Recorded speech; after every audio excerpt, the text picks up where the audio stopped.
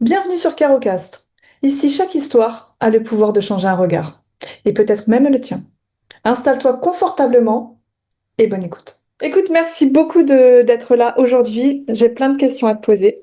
Et avant qu'on commence, j'aimerais déjà savoir si tu as quelque chose à poser là maintenant, si tu as envie de nous partager quelque chose. Alors déjà, merci de me faire vivre ces choses-là. Je trouve ça génial. J'ai toujours voulu être dans un podcast. Alors du coup, je trouve ça juste génial. Les astres s'alignent toujours parfaitement. Je suis honorée de prendre la parole. Moi, je m'appelle Élise Honora. Je pense qu'il y a un truc dedans quand même. Et ouais, c'est avec plein de plaisir, quoi. Il y a plein d'excitation, d'émotions trop cool. Donc j'ai hâte. J'ai trop hâte. Bah écoute, merci. Bah écoute, est-ce que tu veux te présenter un petit peu justement? Ok, que dire de moi? Donc bah déjà, je m'appelle Élise Honora. C'est un prénom composé de deux choses dans mon identité. Mon prénom biologique, Élise, bah non, du coup, prénom adoptif, Élise, et biologique, Honora. Une partie de mon prénom biologique. C'est volontaire parce que je me sens entière en portant les deux prénoms.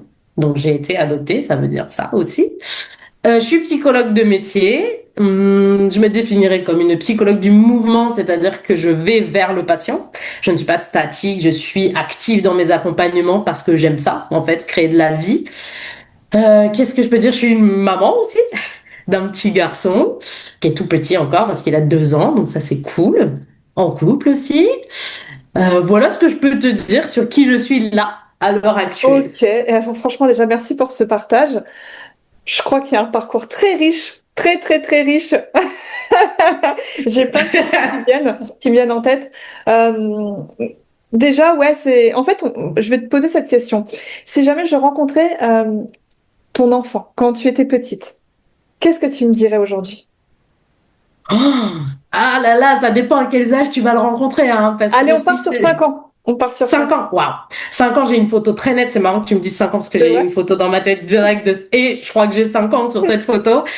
Il y a, quand je la vois en tout cas, il y a un truc très assumé. Dans son regard, il y a quelque chose de l'ordre, je suis là, il va falloir faire avec ma présence. Ce truc est un peu parti au fil de la vie et est revenu aujourd'hui. Mais en tout cas, ce que je vois de cet enfant de 5 ans, c'est qu'elle est là, qu'elle est à sa place, dans sa famille adoptive, du coup, et que, il y a un truc, une énergie d'insolence un peu. Elle est là, quoi. Ouais, il y a un truc Waouh. comme ça. Ah, j'adore, j'adore. Donc, en gros, ce que tu es en train de me dire, c'est que là, finalement, tu t'es reconnecté quelque part à cet enfant-là.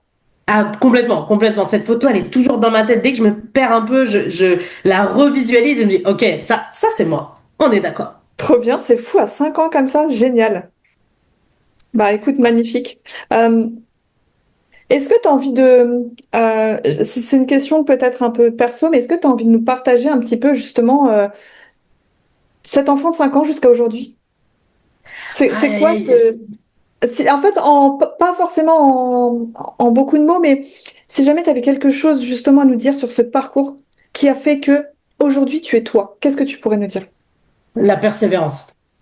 Moi, je suis quelqu'un qui lâche rien. Franchement, à plein de périodes de ma vie, il y a eu des moments difficiles comme dans beaucoup de vies, hein, mais mon mot d'ordre, c'est on s'arrête pas quand ça fait mal, on s'arrête quand on a terminé. Et donc ça, c'est vraiment un truc qui m'a suivi dans toutes mes sphères de vie, que ce soit dans le sport d'ailleurs, c'est là d'où c'est né, que ce soit dans le travail ou la famille. Moi, je m'arrête pas. Je suis un peu un tractopelle. Et donc, en fait, quand j'ai décidé, je vais. Et par contre, je me mets pas trop de pression du temps. Je me dis, ça prendra le temps qu'il faut. Par contre, l'objectif est clair. Et quand j'ai décidé un truc, en règle générale, ça se fait parce que je l'ai décidé. Ouais, il y a une force mentale un peu comme ça de j'ai décidé, je fais, j'avance. Et c'est vraiment ça qui est resté tout au long de ma vie. Et cet enfant de 5 ans, vraiment, c'est l'image que j'ai d'elle et celle que j'ai de moi aujourd'hui à 32 ans. Ok, c'est incroyable. Ouais, donc du coup, c'est ce que tu retiens, c'est incroyable, cette persévérance, le côté un peu discipline aussi. Ouais, clairement, voilà, oui, oui, très, très discipliné. Ça, c'est un truc. J'ai des traits autistiques, donc en fait, le rituel et les choses un peu carrées, c'est important pour moi. Ça vient structurer en fait ma façon de fonctionner. Et ça a toujours été. Je suis ultra disciplinée. Enfin, et c'est comme ça que ça fonctionne en fait. Quand c'est carré pour moi, je sais où je vais, c'est clair. Si ça commence à devenir le flou artistique, bon bah là, bah je me perds parce que du coup c'est flou. Donc ouais, c'est très aidant pour moi la discipline. Ok, intéressant. Donc en fait, on se reconnecte beaucoup à cet enfant de 5 ans, c'est vraiment marrant parce que il y a quelque chose, en fait, j'ai l'impression que tu es vraiment connecté à elle, mais qu'aujourd'hui tu vis pleinement. Comme si en fait, il y avait un chemin qui s'est déroulé, mais elle t'avait jamais lâché au final. Jamais, Et jamais, jamais. Et tu vois, quand j'entends ce mot discipline, ce mot structure, est-ce que c'est venu naturellement chez toi ou est-ce que, il y a quelqu'un qui t'a aidé à ce niveau-là? Je pense que c'était déjà bien présent chez moi. Par contre, les expériences de la vie ont plus ou moins fait de cette discipline. Il y a eu des moments où c'était de la discipline positive, c'est-à-dire moi avec moi-même. Il y a eu des moments où ça ressemblait un peu plus à autre chose de plus enfermant, on va dire ça comme ça. Ok.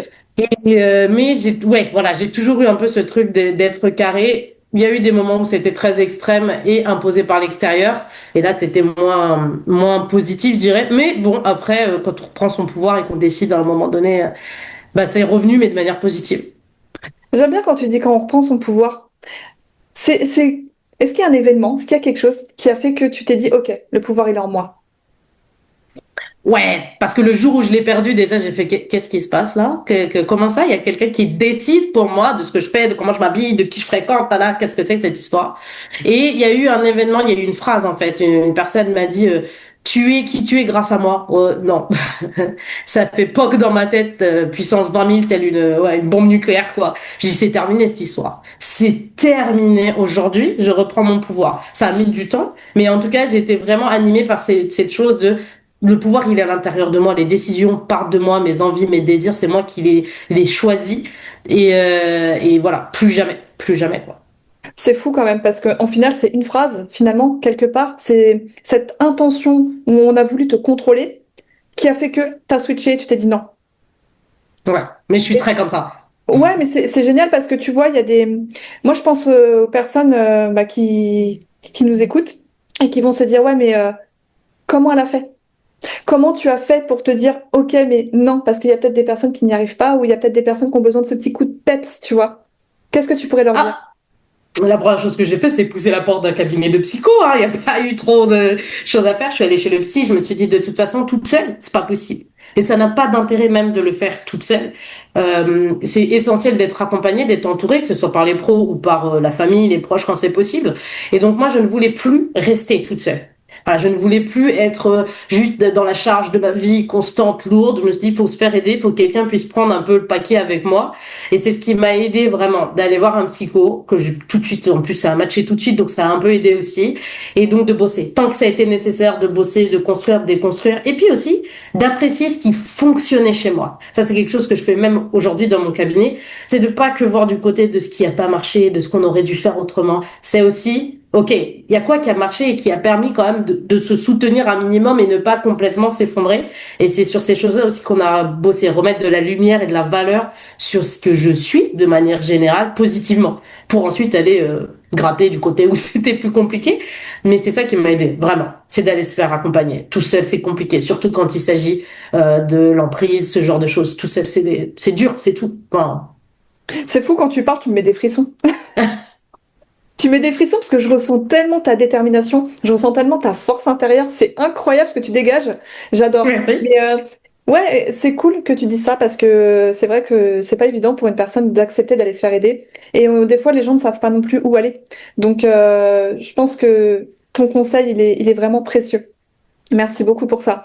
Euh, on a beaucoup parlé, mais est-ce qu'il y a une expérience particulière, juste une, vraiment qui te vient en tête, qui fait que Ok. aujourd'hui, tu es cette personne? Une expérience. Une. Waouh. Une Une qui t'a auquel marqué je... plus que les autres, vraiment quelque chose qui t'a marqué profondément, qui fait que aujourd'hui, tu es cette personne.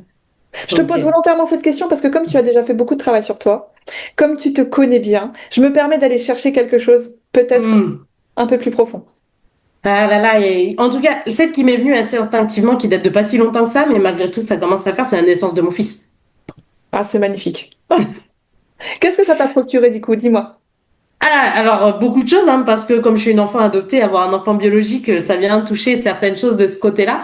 Mais j'ai capté à ce moment-là la notion de la transmission. Qu'est-ce que je transmets? Quel tri je fais là de ce que j'ai reçu qui n'a pas fonctionné, que je ne veux pas voir se reproduire? Qu'est-ce que j'ai envie qu'il se reproduise et qui compte vraiment pour moi? Et c'est vraiment ça venu à lui où je me suis dit, OK, là j'ai des responsabilités, mais avant même d'avoir des responsabilités vis-à-vis de lui, c'est aussi vis-à-vis de moi. Quel adulte maintenant je décide d'être, qu'est-ce que je décide d'incarner pour être vraiment un exemple, au sens positif, quoi, sans se mettre la pression, mais se dire, bah, quand mon fils me regarde, il sait que l'adulte qui est là est fiable, stable et continue. Et il va être là jusqu'au bout. La sécurité, pour moi, c'est essentiel pour lui. Donc, ouais, c'est une des choses que je me suis dit et qui a fait vraiment encore plus switcher. C'est là, il me regarde. Il y a quelqu'un qui me regarde et qui attend de moi aussi de se dire, bah, être un adulte, c'est sympa parce que mon papa ou ma maman, bah, c'est quand même des gens un peu sympas, un peu sécurisants. C'est incroyable. Ouais, donc au final, il t'apporte ce quelque chose que tu avais déjà en toi, mais qui a permis finalement de s'agrandir. Cette notion de Ouais, responsabilité, ouais, tellement, cette tellement. notion de transmission. J'ai aimé comment tu m'as parlé de la transmission. C'est quoi pour toi transmettre? Transmettre, c'est donner tout ce qui peut aider à l'autre à grandir quand c'est les enfants, mais même les nouvelles générations. C'est vraiment les savoirs, les connaissances, mais pas juste les savoirs académiques. J'aime aussi la sagesse intérieure que chacun porte et que les enfants peuvent faire grandir, peuvent améliorer aussi. Et j'aime ça, donner, parce qu'à un moment donné, on va recevoir aussi, et on a reçu, surtout quand c'est la transmission familiale. Donc pour moi, c'est essentiel. C'est faire perdurer, c'est alimenter notre héritage, nos dynasties, ces choses-là. Ok, tu parles beaucoup de transmission. En fait, je ressens que tu as vraiment à vocation de transmettre quelque chose au monde. Est-ce que ça résonne en toi quand je dis ça ou...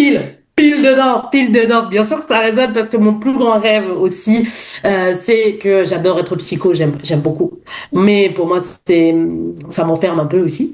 Et mon rêve, c'est de devenir conférencière en fait, parce que je veux aussi pouvoir transmettre ce que moi j'ai reçu au plus grand nombre, à ceux à qui ça résonnera, à ceux qui ça parlera, et même croiser des gens pour qui ça résonnera pas, mais où je pourrais m'enrichir parce que j'aime ça en fait, au contact des gens ça me nourrit. J'ai besoin d'être nourrie intellectuellement, mais je crois même émotionnellement en termes de sagesse, en termes de. Donc ouais, je comprends que ça, que t'aies pensé à ça parce que vraiment c'est le rêve ultime quoi dans ma life, vraiment. Ouais, mais franchement, tu sais quoi, vu ce que tu dégages, ça ne m'étonne absolument pas. Et c'est quand la première conférence du coup? Alors, très très bonne question. J'en fais une le 21 novembre sur la question de l'adoption. Ok. Euh, donc du coup en fait je suis dans une asso EFA Enfance et Famille d'Adoption et dans ce cadre-là je vais faire un témoignage sur mon histoire voilà devant un petit parterre de personnes et je suis hyper fière parce que moi la transmission c'est aussi ce qu'on m'a transmis biologiquement Ouais. et voilà mettre à l'honneur la famille biologique et ma mère en particulier en allant raconter mon histoire c'est et puis mon fils porte le sang aussi donc en fait c'est hyper important. Bah, écoute, pour tous ceux qui nous écoutent, de toute façon, il y aura ton lien pour pouvoir te suivre, bien évidemment, pour suivre ton parcours parce que c'est riche, c'est incroyable. Pour moi, tu vas arriver pile poil à ta place. Tu es déjà à ta place, mais pour moi, en fait, tu es en train de cheminer vers quelque chose qui te ressemble. En tout cas, c'est ce que je ressens profondément. Donc, bravo à toi pour ça déjà. Merci beaucoup, ça me touche beaucoup. Et justement, j'ai une question par rapport à tout ça parce que tu as fait vraiment beaucoup de travail sur toi. On ressent les choses. Mais est-ce que tu as conscience? Est-ce que juste tu as conscience? Est-ce que tu as pris le temps de faire une photo comme si tu étais en hauteur et que tu avais conscience du chemin que tu avais parcouru? Ah, il y a que quelques semaines, je pourrais dire que j'ai pris conscience, que j'ai regardé derrière, en fait, en me disant, OK, regarde tout ce que tu as fait depuis au moins 5 ans, même 10 ans. J'avais pas mesuré la valeur que ça avait. On s'attache beaucoup aux résultats en fait. Donc moi j'étais très contente de mon état à l'instant T. Par contre, j'avais jamais mesuré tout ce que j'avais fait avant pour en arriver à cet état-là. Et ça fait que quelques semaines où je prends aussi plaisir à regarder ce qui a été fait, à savourer au-delà du résultat, mais le parcours, la beauté de ce parcours, même s'il y a eu des moments d'ombre, mais c'est comme pour tout et c'est la vie aussi. Mais ça, ouais, c'est quelque chose que j'ai fait parce que beaucoup de gens commençaient à me le renvoyer ce truc de et t'as regardé derrière parce que en vrai même ma mère me dit mais tu te rends même pas compte de ce que tu as fait et en fait non parce que je me posais pas cette question de me dire bah quoi et en fait je l'ai fait parce que je me suis dit si les gens me le disent faudrait peut-être que je prenne le temps aussi de savourer pour ouais savourer cette valeur-là parce que c'est aussi précieux que le résultat finalement. Du coup, tu vois, on a parlé de tout ce qui était justement rayonnement. Pour moi, tu rayonnes. On a parlé de ton parcours qui est vraiment riche. Tu en prends conscience. Tu t'es fait accompagner.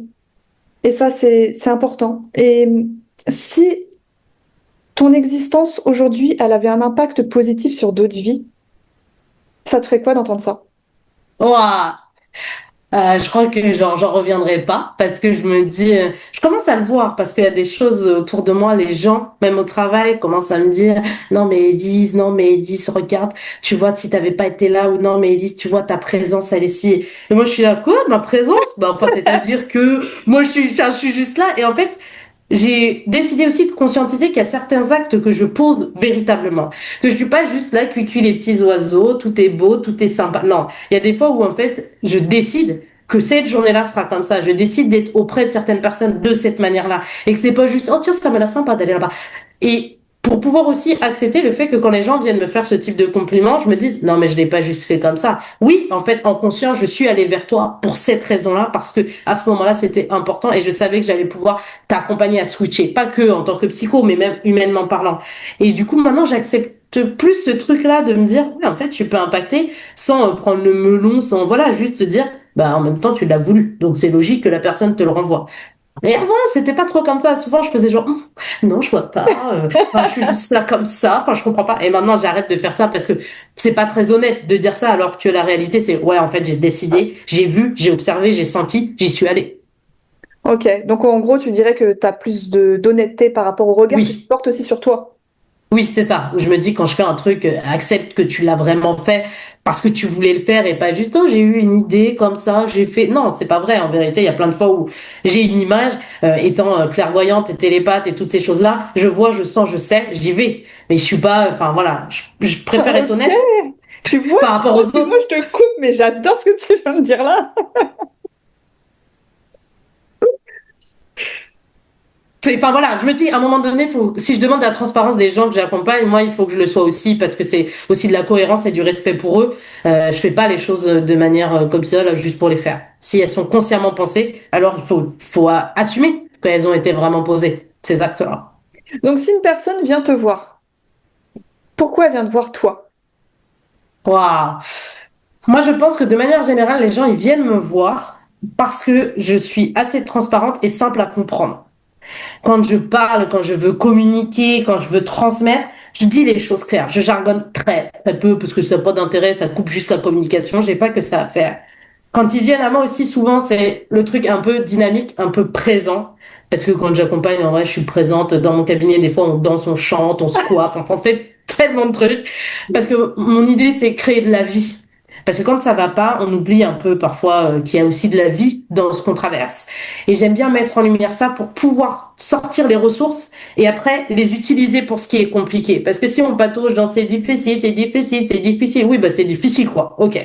Mais il n'y a pas que ça. Et c'est une des choses que les patients me remontent beaucoup. Ce truc de, on aime bien venir chez vous parce que c'est sympa. Bah ouais, mais c'est volontaire que ce soit sympa parce que j'ai envie qu'ils repartent avec un petit quelque chose. Moi, c'est ça mon objectif à chaque fois, à chaque entretien. Pars avec un petit quelque chose, même si c'est juste un sourire, pars avec ça. Parce que t'es venu, c'était dur, la journée était longue, les enfants t'ont saoulé, nanana, nanana. Et quand tu repars, t'es, ah ouais, je suis un peu reboosté. Ouais, les gens viennent pour mon élan de vie, ça je le sais. Ok. C'est ouais, c'est fort parce qu'au final, quand je t'entends dire ouais, on danse dans mon cabinet, mais limite ça donne envie de venir, tu vois. C'est génial. Qui fait ça, tu vois? T'as ce truc à toi, t'as ce truc à toi qui est unique justement, avec ton parcours, avec tout ce que t'as vécu et avec ce que tu apportes aux autres. Je trouve ça juste génial. Et du coup, si tu devais, avec un seul mot, me dire le super pouvoir que tu as, ce serait quoi? C'est difficile un seul mot, le super pouvoir que j'ai, le Ouais, changement et le mouvement. Hmm. Le ok. mouvement, Donc, surtout. t'es une personne qui va de l'avant. Ouais. Et qui, au-delà aussi d'aller de l'avant, tu vois, qui, même si elle est dans une pièce, peut se déplacer à l'intérieur de cette pièce. Elle va pas rester statique. C'est Ok. créer de la dynamique. Moi, c'est comme ça qu'on m'a appris la psycho. C'est toujours rester en mouvement, accepter que les choses bougent, que le patient n'est pas toujours le même si c'est toujours le même qu'on accompagne, que chaque rendez-vous peut être différent, et s'autoriser nous à créer des choses différentes en tant que psycho qui sont adaptées aux patients et pas toujours rester là derrière notre théorie. On a dit qu'il fallait faire comme ça, alors on fait comme ça. Non, non. Le patient, il a envie de danser, comme je te disais, on danse. Allez hop. Il veut se coiffer, allez, on se coiffe. Voilà, avec les ados, je fais ça. Ah là, on veut écouter du rap, on écoute du rap, c'est pas grave. Allez hop. Parce que c'est ça, pour moi, la richesse, c'est rester en mouvement parce que ça maintient la flamme de vie. Si elle est toute statique, la flamme, il se passe rien. Alors que c'est mouvant le feu, c'est voilà, donc vraiment le mouvement. Ok, très très beau. Et ça me fait... En fait, j'ai une question parce que du coup, j'ai l'impression que tu es une personne qui vit beaucoup dans le moment présent. J'ai l'impression que tu profites du moment présent. J'ai l'impression que c'est quelque chose qui fait que tu avances aussi avec autant de feu intérieur parce que je ressens cette passion chez toi. Et justement, j'arrive pas à savoir si c'est ce moment présent qui te fait vibrer ou si c'est justement le fait que tu arrives à anticiper quelque chose avec une belle vision. Tu vois ce que je veux dire? Du coup, est-ce que tu peux Ouais, m'éclairer ouais. sur ça? Les deux. Le moment présent déjà. Le moment présent parce que j'ai longtemps été à regarder derrière quand il y a des moments sombres, parfois tu es là, ah, mais si j'avais su, si j'avais su, si j'avais su. J'ai appris à profiter de l'instant et ne pas être plongé trop derrière ou trop devant. Mais en étant visionnaire, en ayant des compétences sensorielles étendues, je vois beaucoup après. Et en fait, c'est aussi ça qui me maintient, c'est de me dire, OK, j'ai fait ça, je veux ça, mais je le visualise à l'instant où je le veux. Donc en fait, j'avance parce que j'ai une image très claire de là où je vais. Donc en fait, et c'est pareil avec mes patients, les patients me disent certaines choses, bah, je vois, donc on y va. Ok. Mais ça m'aide, ouais, les deux m'aident vraiment, parce Ouais, qu'elles sont liées, quoi. t'es très, enfin, tu ressens beaucoup les choses et t'es très connecté au final. Ah ouais, c'est le moins qu'on puisse dire. Ah, c'est incroyable. Écoute, on, on va finir ce beau témoignage, cette belle interview, ce bel échange avec quelque chose que tu as envie de dire. Ce que tu veux. La parole est à toi. Alors, une des premières choses que j'ai envie de dire, les gars, les filles, n'attendez pas avant d'aller voir le psycho. Vraiment. C'est hyper important d'y aller juste quand les murs tremblent pour être en capacité de supporter l'accompagnement. N'oubliez pas que vous avez de belles choses aussi en vous, vraiment, et que c'est important de les nourrir. Si tu te sens un peu hors des codes, reste hors des codes, c'est super chouette. Moi, je suis hors des codes, je le sais et je l'assume. Ça veut pas dire rejeter tout, ça veut dire faire aussi avec qui on est. Et je pense que ça, c'est important. Les gens oublient que ce qu'ils sont, c'est juste super chouette, c'est unique, c'est essentiel et ça doit le rester. Donc voilà, moi j'ai fait le choix de devenir moi, de rester moi, d'être aligné à ce qui me fait vibrer. Alors fais-le aussi pour toi parce que tu verras, c'est chouette quand même. Franchement, Élise, merci. Merci à Merci toi. parce que ce moment, il est incroyable. Merci De à ouf. ceux qui nous écoutent. Franchement, allez suivre Élise. N'hésitez pas, c'est une pépite. En plus, bientôt, vous allez la voir au Zénith. Je vous l'annonce. Alors, je ne suis pas clairvoyante, mais je le sens. Je le sens. Un grand merci à toi et puis bah, écoutez à tous nos auditeurs, n'hésitez pas à continuer à nous écouter. Merci, merci à vous tous, voilà, tous ceux qui nous écouteront. Merci à toi, Caroline, parce que c'était juste génial. J'ai adoré la vibe et vraiment très vite, hein. Clairement, on reste connecté.